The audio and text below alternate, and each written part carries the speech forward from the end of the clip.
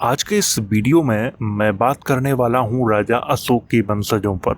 राजा अशोक का वंशज कौन है, ये हम सभी लोग जानना चाहते हैं, क्योंकि आजकल कुछ विशेष लोग ये दावा करते हैं कि केवल वे ही बुद्ध और अशोक के वंशज हैं, कोई और नहीं है।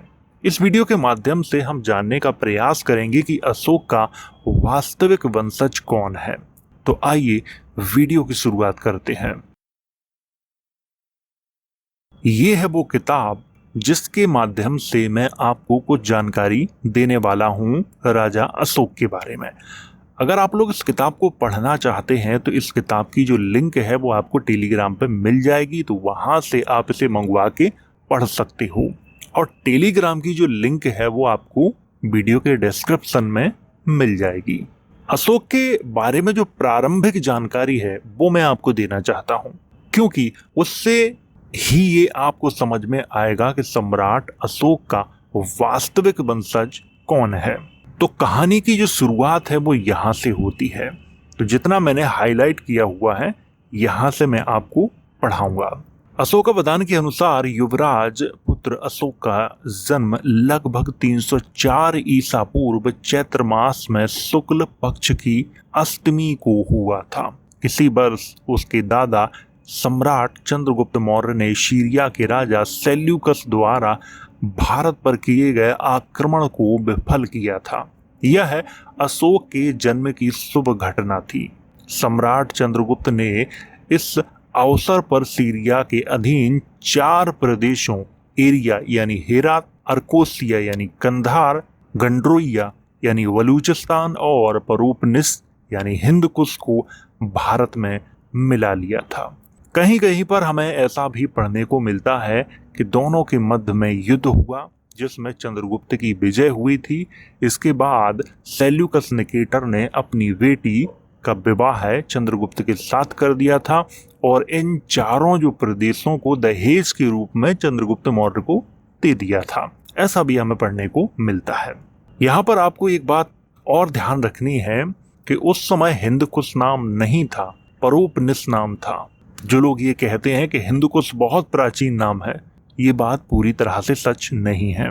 राजा के अन्य कुमारों के समान अशोक की शिक्षा दीक्षा की भी उचित व्यवस्था की गई।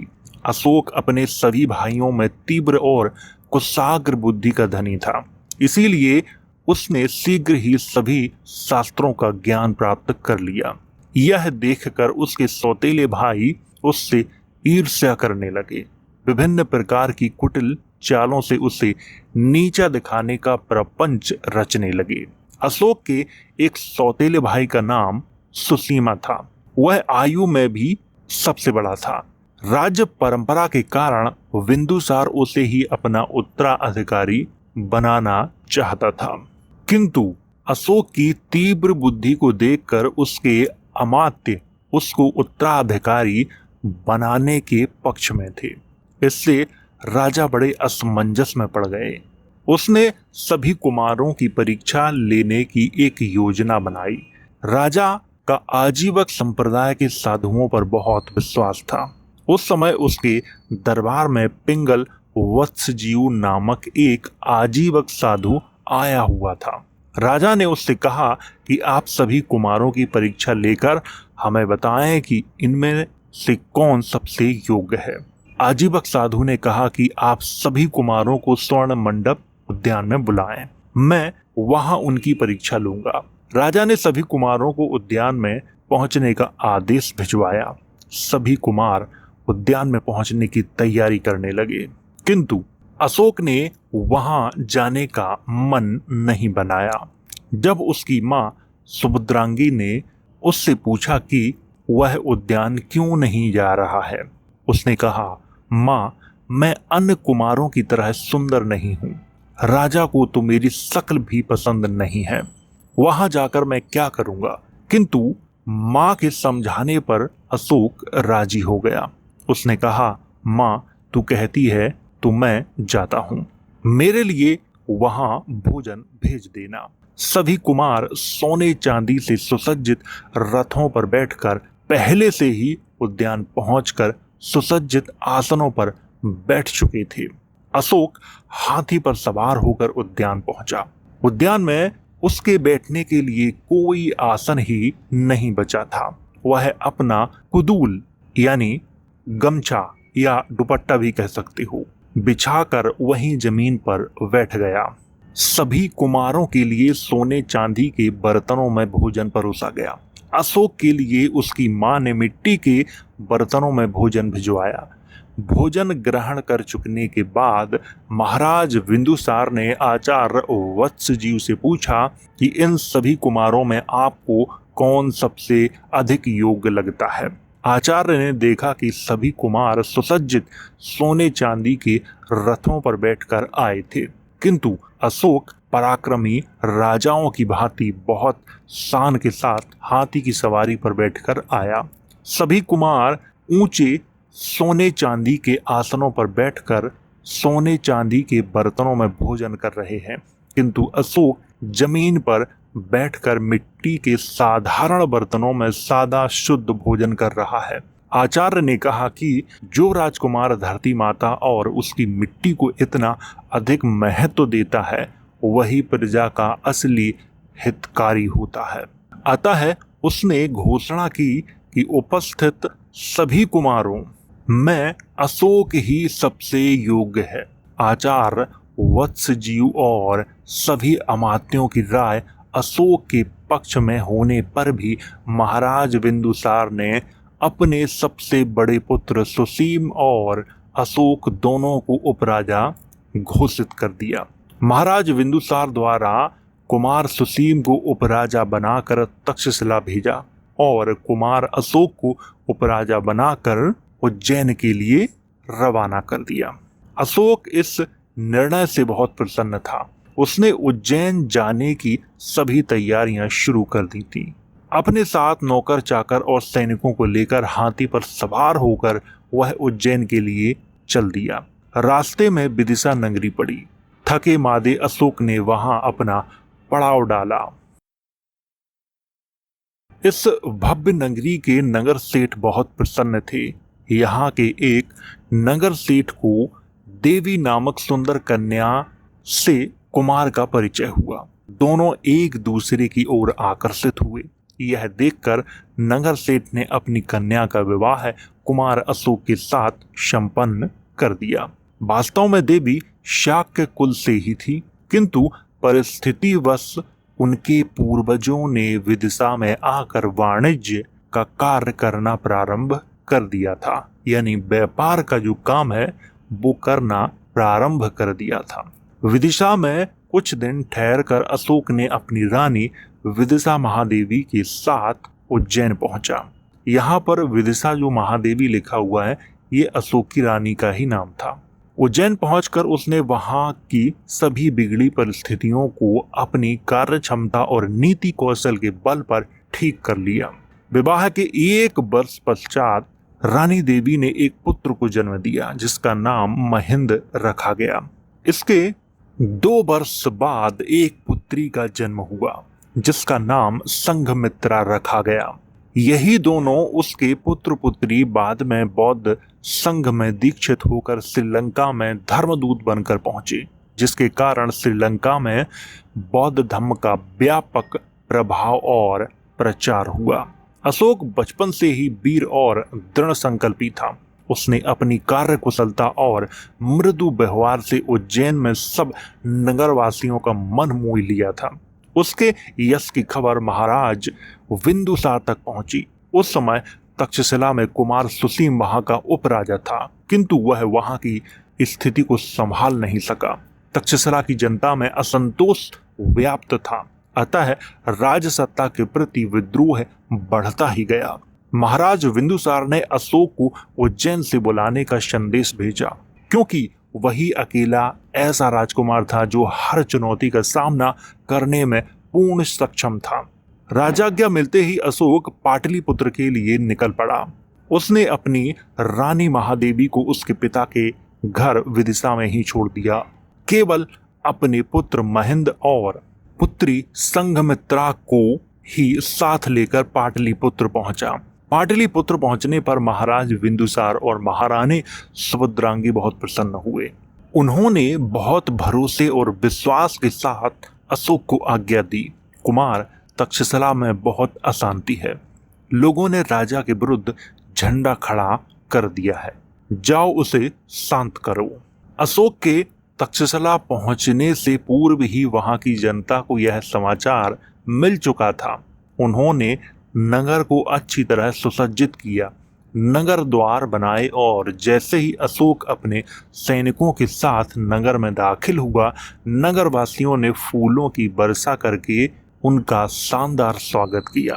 स्वागत सत्कार के बाद तक्षशिला की जनता ने कुमार अशोक से निवेदन किया, महाराज, तक्षशिला के नागरिक शांति प्रिय हैं, वे राजद्रोही नहीं हैं।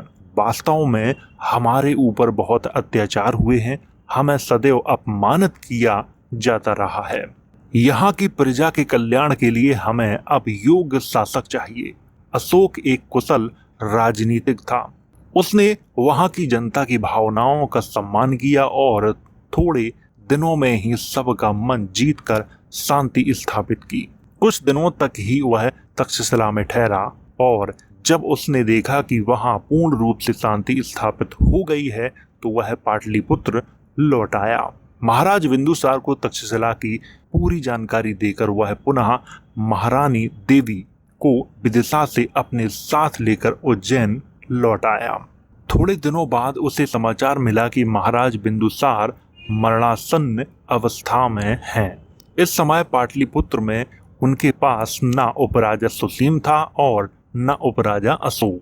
महाराज बिंदुसार की इस समय इच्छा थी कि उनकी मृत्यु के बाद सुसीम ही सम्राट बने, किंतु उनके अमात्यों के विचारानुसार केवल अशोक ही योग्य उत्तराधिकारी हो सकता था। उन्होंने अशोक को उज्जैन से तुरंत पाटलिपुत्र आने का संदेश भिजवाया।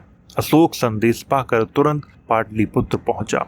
महाराज ने जब देखा कि सुसीम का कहीं कोई अता पता ही नहीं, केवल अशोक ही उनके पास है, राजा ने अपना अंतिम समय नजदीक आता देख अपने सिर से राज मुकुट उतारा और अशोक के सिर पर रख दिया। इस प्रकार अमात्यों के प्रयत्नों से अशोक को सम्राट का पद प्राप्त हुआ।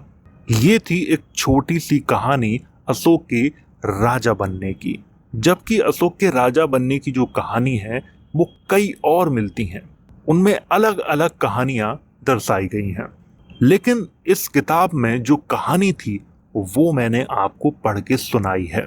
अशोक के बारे में न जाने क्या क्या लिखा हुआ है। कहीं कोई लिखता है कि राजा अशोक दिखने में अच्छे नहीं थे, उनकी चमड़ी बहुत मोटी थी, पता नहीं क्या क्या उनके बारे में लिखा गया है, जबकि ये सच्चाई है ही नहीं। तो उम्मीद है इतनी जानकारी आपको समझ में आई होगी। यहाँ पर थोड़ी सी बात कर लेते हैं कलिंग युद्ध के बारे में। कलिंग युद्ध के बारे में इस बुक में क्या लिखा है उस पर थोड़ा सा विचार करते हैं। गोदावरी नदी से लेकर महानदी तक का प्रदेश बुद्ध काल में ही कलिंग कहा जाता था। उस समय वर्तमान उड़ीसा का उत्तरी भाग उत्कल तथा दक्षिणी भाग कलिंग कहलाता था। जातक कथाओं में कलिंग राज्य की राजधानी दंतपुर का उल्लेख आया है। यह बहुत प्राचीन नगर रहा था। यहाँ भगवान बुद्ध की दांत पर स्तूप का निर्माण हुआ था। प्राचीन कलिंग राज्य की राजधानी दंतपुर की पहचान वर्तमान जगन्नाथपुरी से सिद्ध हो चुकी है। यानी आज का जो जगन्नाथपुरी है वो उस समय का दंतपुर था, यानी कलिंग की राजधानी थी। अशोक के समय कलिंग धन धान्य से संपन्न स्वतंत्र राज्य था। अशोक के लिए यह एक चुनौती थी। सर्वप्रथम कलिंग को महापद्म नंद ने अपने अधिकार में करके मगध राज्य में मिलाया था। चंद्रगुप्त मौर्य के समय में यह मौर्य साम्राज्य का अंग रहा था, किंतु महाराज बिंदुसार के समय में कलिंग स्वतंत्र राज्य घोषित हो गया। अशोक जैसे महत्वाकांक्षी शासक के लिए यह असहनीय बात थी। इसीलिए अशोक ने अपने राज्य अभिषेक के 8वें वर्ष यानी 261 ईसा पूर्व में कलिंग पर चढ़ाई कर दी। महाराज अशोक की सेनाओं ने इसे चारों ओर से घेर लिया। कलिंग के भीषण युद्ध का विस्तृत वर्णन हमें अशोक के 13वें धम्मशिला लेख से प्राप्त होता है। कलिंग के इस युद्ध में भीषण रक्तपात और नरसंहार हुआ। कलिंग की सेना और वहां की जनता ने वीरतापूर्वक सामना किया। उन्होंने जान की बाजी लगा दी, किंतु उनकी पराजय हुई और कलिंग पर अशोक का अधिकार स्थापित हो गया। कलिंग के दुर्ग पर अशोक की विजय पताका फहरा उठी। इस समय कलिंग देश पर चैत्रराज नामक शासक का राज्य स्थापित था। 13वें धम्म अभिलेख में इस युद्ध के परिणामों का उल्लेख इस प्रकार दिया गया है। इसमें 1,50,000 व्यक्ति बंदी बनाकर निर्वासित कर दिए गए। 1,00,000 लोगों से अधिक मारे गए। युद्ध में भाग न लेने वाले ब्राह्मणों, श्रमणों तथा गृहपतियों को अपने संबंधियों के मारे जाने से महान कष्ट हुआ। सम्राट ने इस भारी नरसंहार को स्वयं अपनी आंखों से देखा था। इस प्रकार स्वतंत्र कलिंग राज्य का अंत हो गया और अब वह मगध साम्राज्य का एक प्रदेश बना दिया गया। बड़ा होने के कारण कलिंग में 2 प्रशासनिक केंद्र बनाए गए। उत्तरी केंद्र की राजधानी तोसाली तथा दक्षिणी केंद्र की राजधानी जौगढ़ बनाई गई। अब मौर्य साम्राज्य की पूर्वी सीमा बंगाल की खाड़ी तक पहुंच गई। इसके बाद कलिंग ने फिर कभी स्वतंत्र होने की चेष्टा नहीं की, किंतु कलिंग के युद्ध की हृदय विदारक हिंसा और नरसंहार की घटना का अशोक के हृदय पर गहरा प्रभाव पड़ा। यह युद्ध अशोक का अंतिम युद्ध सिद्ध हुआ। इसके बाद मौर्यों के राज्य विस्तार का सिलसिला समाप्त हो गया और अशोक के जीवन में एक नए दौर का सूत्रपात हुआ। यह दौर था शांति, सामाजिक प्रगति तथा धर्म प्रचार का। यहाँ से सैन्य विजय के युग का अंत हुआ और धम्म विजय का युग प्रारंभ हुआ। इसके बाद अशोक के हृदय में महान कल्याणकारी परिवर्तन शुरू हुए और उसका हृदय मानवता के प्रति दया एवं करुणा की भावना से लबालब हो गया। उसने युद्ध न करने की प्रतिज्ञा की। यह विश्व इतिहास में एक बेजोड़ घटना है। इसके उपरांत वह बहुजन हिताय, बहुजन सुखाय और जन कल्याण के मार्ग का अनुगामी बन गया। उसकी यह धर्मनिष्ठा उसके अभिलेखों और स्तूपों के रूप में प्रकट हुई। उनकी क्रूरता और निर्दयता का अंत हो गया और वे अब देवताओं और मनुष्यों के प्रिय बन गए। अतः अब वे अशोक के स्थान पर अशोक महान कहलाने लगे। एक सम्राट अशोक अपने महामंत्री राधागुप्त से बातचीत कर रहे थे। उनकी बातें कलिंग के युद्ध के संबंध में चल रही थी। इतने में एक सैनिक ने आकर कहा, सम्राट, महान आश्चर्य हो रहा है कि खौलते तेल में डाल देने पर भी वह भिक्षु मरता नहीं। गर्म तेल उसके शरीर को कोई हानि नहीं पहुंचा रहा। सैनिक की बातें सुनकर सम्राट अशोक ने दांतों तले उंगलियां दबा लीं। महामंत्री को तो सैनिक की बातों पर कतई भी विश्वास नहीं आया। वे सम्राट से बोले, सम्राट, खौलते तेल में जीवित रहना मनुष्य के बस में नहीं है। मैं इस बात को सत्य नहीं मानता। चलिए आपके साथ इसकी सच्चाई परखें। महामंत्री और सम्राट अशोक खौलते हुए तेल के कड़ाह के पास पहुंचे। इस तेल के कड़ाह के चारों ओर खड़े लोग और सैनिक भिक्षु की महिमा का गुणगान कर रहे थे। सभी के मुख पर अचरज और भिक्षु के प्रति श्रद्धा के भाव छाए थे। सम्राट अशोक को आते देख सैनिकों की भीड़ एक ओर हो गई। सम्राट खौलते तेल के कड़ाह के समीप आए। उन्होंने देखा कि ईंटों के चूल्हे पर विशाल तेल का कड़ाह रखा है। तेल आग की तेज लपटें पाकर खूब खौल रहा है। खौलते हुए तेल पर उन्होंने भिक्षु को समाधि लगाए बैठे देखा। उसकी आंखें बंद थीं और मुंह से नमो बुद्धाय की आवाज आ रही थी। खौलता हुआ तेल और आग की भयानक लपटें भिक्षु के शरीर को तनिक भी छू नहीं पा रही थीं। सम्राट अशोक यह सब टकटकी लगाए काफी देर तक देखते रहे। एकाएक उनके मन में भिक्षु के प्रति श्रद्धा पैदा हो गई। उन्होंने तुरंत ही आज्ञा दी, आग को बुझा दो। आज्ञा पाते ही आग बुझा दी गई। अशोक तुरंत ही तेल के कड़ाह के निकट पहुंचकर बोले, भिक्षुवर क्षमा करो, मैं तुम्हारे साथ अत्याचार कर बैठा। और इतना कहकर सम्राट अशोक भिक्षु के सामने नतमस्तक हो गए। भिक्षु ने जब आंखें खोली तो उसने सम्राट अशोक को सिर झुकाए खड़े देखा।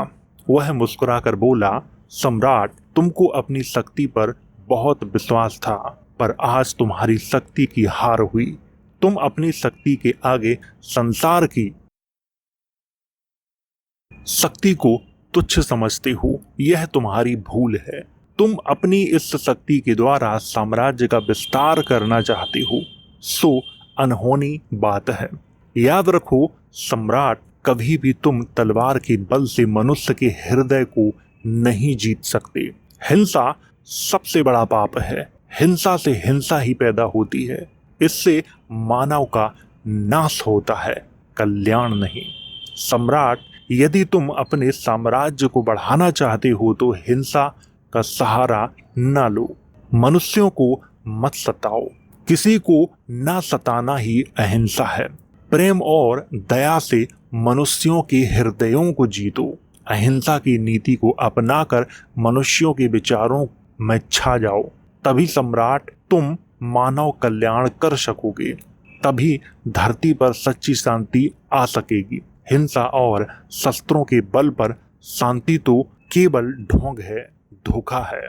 सम्राट अशोक को भिक्षु की सभी बातें अटपटी लगी। वे कुछ समझ ना सके, अतः बोले, भिक्षुवर, मैं एक ऐसे विशाल साम्राज्य का निर्माण करना चाहता हूँ जिसमें रहने वाले सभी व्यक्ति प्रसन्न हों, सभी व्यक्ति एक दूसरे के विचार समझ सकें, सभी के रीति रिवाज एक से हों, अर्थात सब एक धर्म को मानने वाले हों। यह कल्पना तलवार के बल पर ही साकार हो सकती है, ऐसा सम्राट अशोक मानते थे। तलवार से ही मेरे सपने साकार हो सकते हैं, और फिर मेरा मार्ग गलत थोड़ी है। संसार के बड़े बड़े साम्राज्य तलवारों की छाया में बनते, पलते और चलते हैं। जो काम तलवार के जोर पर हो सकता है वह बातों से थोड़ी हो सकता है। सम्राट अशोक की सभी बातें भिक्षु ने बड़े ध्यान से सुनी और कहा, सम्राट, जो साम्राज्य तलवार द्वारा बनाए जाते हैं वे जल्द ही मिट जाते हैं। मिटने के बाद उनको कोई याद नहीं करता। तलवार के बल पर राज्य की तरफ से फैलाया धर्म स्थिर नहीं रहता। वह तभी तक चलता है जब तक तलवार चमकती है। तुम यदि अपने सपने साकार करना चाहते हो तो तलवार को नहीं, प्रेम को अपनाओ। हिंसा को नहीं, अहिंसा को अपनाओ। सभी धर्मों का आदर करो। सभी धर्म अच्छे हैं। तभी तुम धरती पर स्वर्ग ला सकोगे। तभी तुम्हारा साम्राज्य युगों युगों तक कायम रहेगा। तभी सम्राट अशोक ने मुस्कुराते हुए कहा, भिक्षुवर, मैं तुम्हारे विचारों को अब समझा।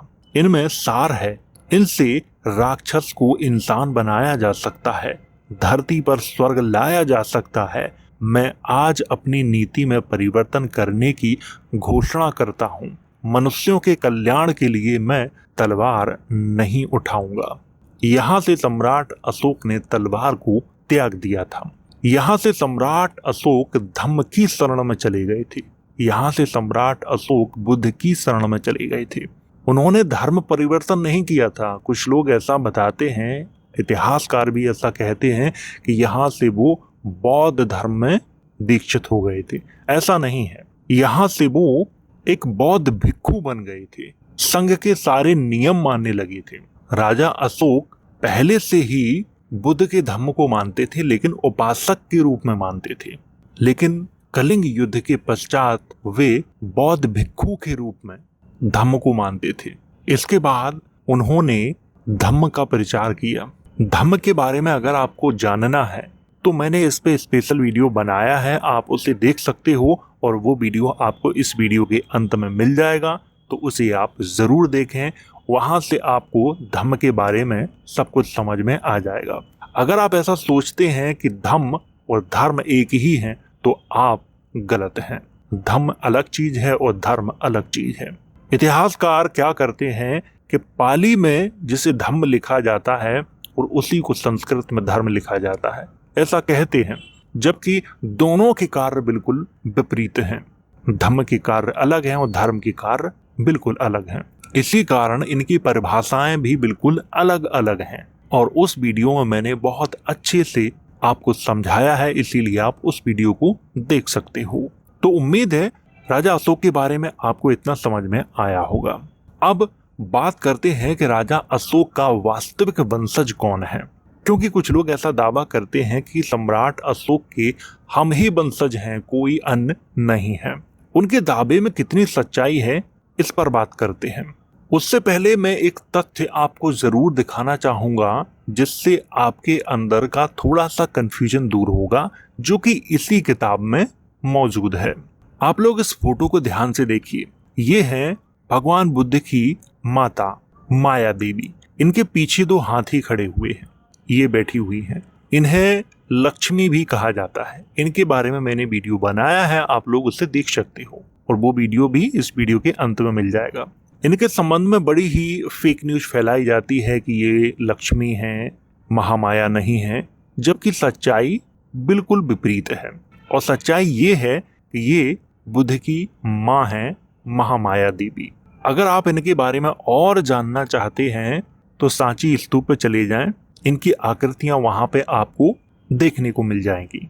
तो उम्मीद है इतना आप समझ गए होगी। अब बात करते हैं अशोक के वंशजों पर। यहाँ पर मैं आपको कुछ जातियों के जो गोत्र हैं वो बताने वाला हूँ, क्योंकि गोत्रों के माध्यम से हम ये समझ सकते हैं कि कौन अशोक का वंशज है और कौन अशोक का वंशज नहीं है। क्योंकि व्यक्ति सरनेम तो चेंज कर लेता है, लेकिन गोत्र चेंज नहीं होते हैं। गोत्र वही के वही रहते हैं, इसीलिए गोत्रों पे विशेष ध्यान देना चाहिए। तो यहाँ पर मैंने कुछ जातियों के जो गोत्र हैं वो लिए हैं, उन्हें मैं दिखाना चाहता हूँ।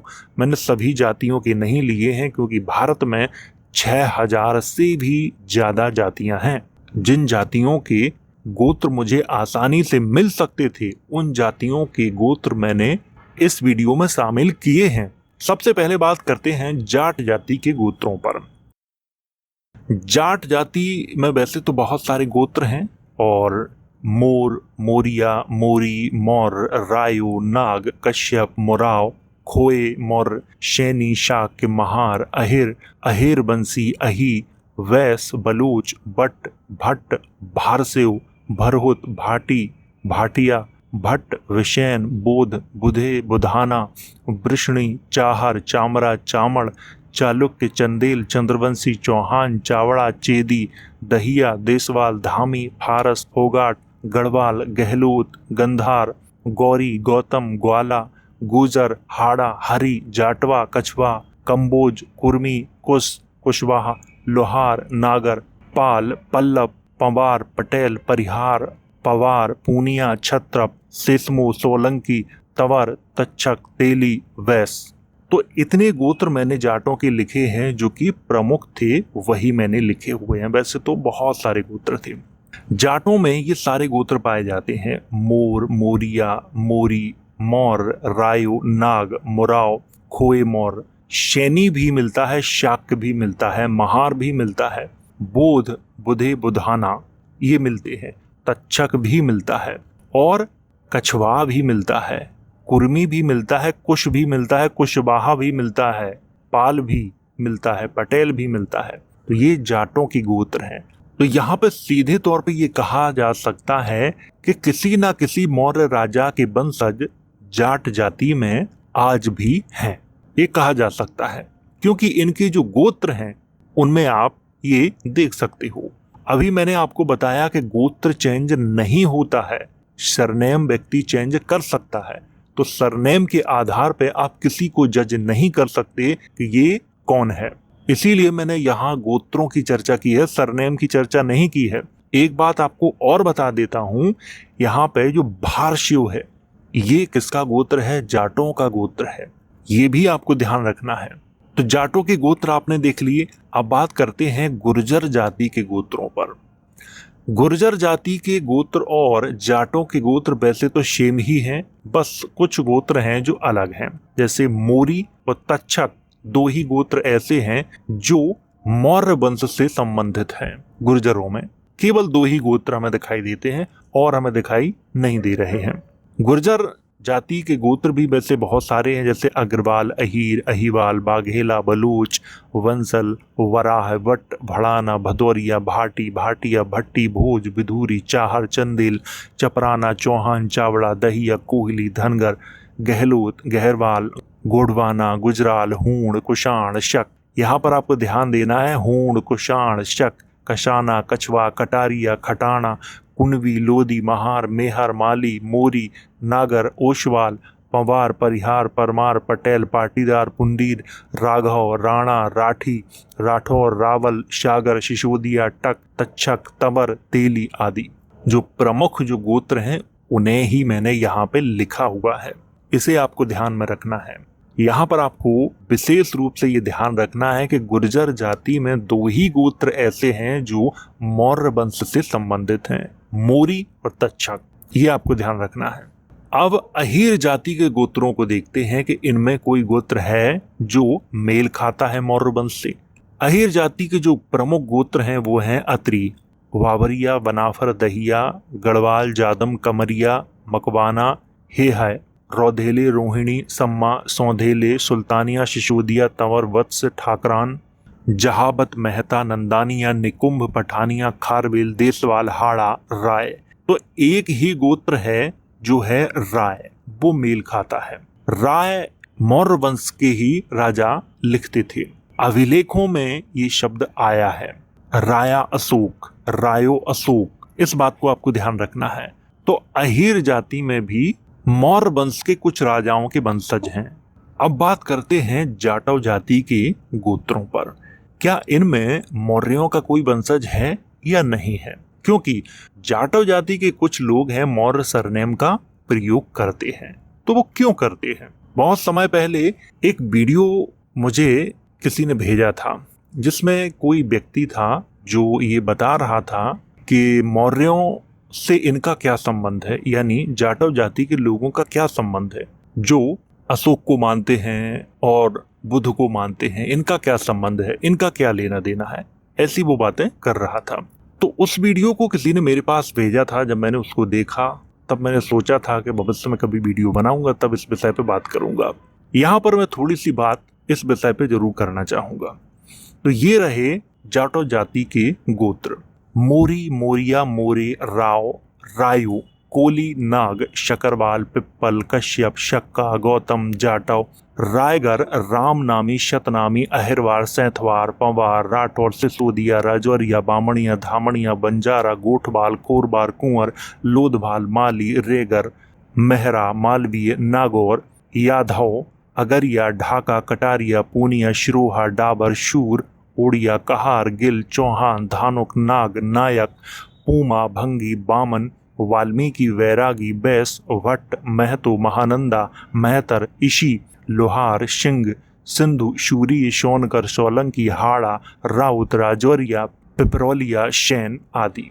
इनके जो प्रमुख गोत्र थे वो मैंने यहाँ पे लिखे हैं। अब यहाँ पे आपको क्या ध्यान रखना है? मोरी, मोरिया, मोरे, राव, रायो, नाग, पिप्पल और पिपरौलिया, शैन, ये किससे मेल खाते हैं? ये मौर्य वंश से सीधे सीधे मेल खाते हैं। आप यहाँ पे सीधा कह सकते हो कि ये भी किसी न किसी मौर्य राजा के वंशज हैं। सीधे सीधे इनके गोत्र यहाँ पे मैच खाते हैं। अभी मैं आपको बता चुका हूँ कि ये गोत्र हैं, ये बदले नहीं जाते हैं। आप सरनेम बदल सकते हो, गोत्र नहीं बदल सकते हो। और ये सारे जो गोत्र हैं वो उन्हीं के हैं। जैसे कोली गोत्र है उन्हीं का है, नाग है, शकरवाल है, पिप्पल है। पिप्पल को मैंने मौर्य वंश से क्यों जोड़ा है? क्योंकि पिपली बन के मौर्य, यहाँ पे आपको ये ध्यान रखना है। तो पिपली बन के राजाओं का कोई वंशज होगा, उसी का गोत्र है पिप्पल और पिपरौलिया, ये आपको ध्यान रखना है। शक्का भी इनका एक गोत्र है, गौतम भी गोत्र है, रायगर भी गोत्र है और यहाँ पर शैथवार भी इनका एक गोत्र है। जितने ये गोत्र लिखे हुए हैं ये इनके प्रमुख गोत्र हैं। इसी गोत्र है, इसी को हम आजकल ऋषि लिखते हैं। लोहार भी इनका एक गोत्र है, धानुक गोत्र है, चौहान भी इनका गोत्र है, यादव भी इनका एक गोत्र है। ये आपको ध्यान रखना है। तो ये तो थे जाटव जाति के गोत्र। अब आगे बात करते हैं, अब सैनी जाति के जो गोत्र हैं उन पे बात करते हैं। सैनी जाति के जो गोत्र हैं वो अग्रवाल, कटारिया, दहिया, पिपलोदिया, तंवर, चौहान, सोलंकी, खत्री, गढ़वाल, पूनिया, जादम, नागौरिया, महिरबाल, परमार, भाटी, राजौरिया, काचल, शूरवंशी, कश्यप, हूण, हासी, जोशी, कपूर, कीर, माहिर, परिहार, सिंह, टक, शहगल, सरुहा आदि हैं। एक ही जो गोत्र है वो मौर्यों से मेल खाता है और वो है पिपलोदिया। सैनी जो जाति है उनके बारे में यहाँ पे बात की जा रही है, ये आपको अच्छे से ध्यान रखना है।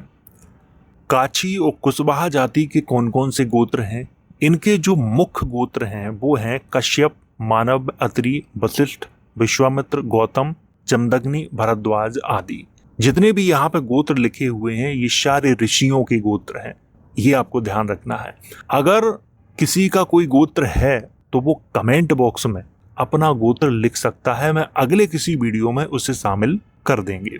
फिलहाल इनके जो प्रमुख गोत्र थे उनको मैंने यहाँ पे शामिल किया हुआ है। एक बात इनके बारे में मैं और कहना चाहूंगा और वो ये है कि आज के जो काची जाति के लोग हैं वो दो भागों में बटे हुए हैं। एक तो वे हैं जो भगवान बुद्ध को मानते हैं, दूसरे वे हैं जो भगवान राम को मानते हैं। और जो भगवान राम को मानते हैं वो ये दावा करते हैं कि भगवान राम के जो पुत्र थे कुश, वो उनके वंशज हैं। और ये अपना संबंध किससे जोड़ते हैं? राजस्थान के जो राजपूत हैं, कछवार जो राजपूत हैं, उनसे संबंध जोड़ते हैं। अभी आप यहाँ पे ध्यान रखना, ये अपना संबंध राजस्थान के कछवार राजपूतों से जोड़ते हैं, जबकि कछवार जो राजपूत हैं वो मानव गोत्री हैं। और जो मानव गोत्री हैं वो भगवान राम के वंशज हैं नहीं, क्योंकि मानव गोत्री किसके वंशज हैं? वो हारती के वंशज हैं। ये बात मैं अपने कई वीडियो में आपको बता भी चुका हूं। तो इनकी जो कहानी है वो बड़ी ही उलझी हुई है। हालांकि अभी मैं इस विषय पे बिल्कुल भी बात नहीं करूंगा। जब इन पर मैं स्पेशल वीडियो बनाऊंगा तब इस विषय में मैं बात अवश्य करूंगा। अब बात करते हैं पाल गड़रिया जाति के गोत्रों पर। इन्हें बघेल भी कहा जाता है और इस जाति में भी मौर्यों के वंशज हैं। राय, मौर्य, मोरी इनके गोत्र हैं। इनके वैसे तो बहुत सारे गोत्र हैं मेरे पास, लेकिन मैंने मुख्य गोत्रों की यहाँ पर चर्चा की है। यहाँ पर मैंने ये बताने का प्रयास किया है कि मौर्यों के वंशज कौन कौन से जाति में हैं। और कुछ जातियों का ही डेटा मेरे पास है, सारी जातियों का नहीं है। और जितनी जातियों का डेटा मेरे पास है उतना मैं आपको दिखा रहा हूँ। तो गड़रिया जाति में भी मौर्यों के वंशज मौजूद हैं, ये भी आपको ध्यान रखना है। कोली, कोरी जाति के गोत्र, इनमें भी मौर्या, मौर्य, मोरबाल, शक्करबाल ये गोत्र मौजूद हैं। तो कह सकते हो कि कोली या कोरी जाति में मौर्यों के वंशज हैं। इनके भी बहुत सारे गोत्र मेरे पास मौजूद हैं, लेकिन जो मौर्यों से संबंधित हैं वो मैंने यहाँ पे लिखे हुए हैं। अब कुम्हार जाति के गोत्रों पर थोड़ी सी बात कर लेते हैं।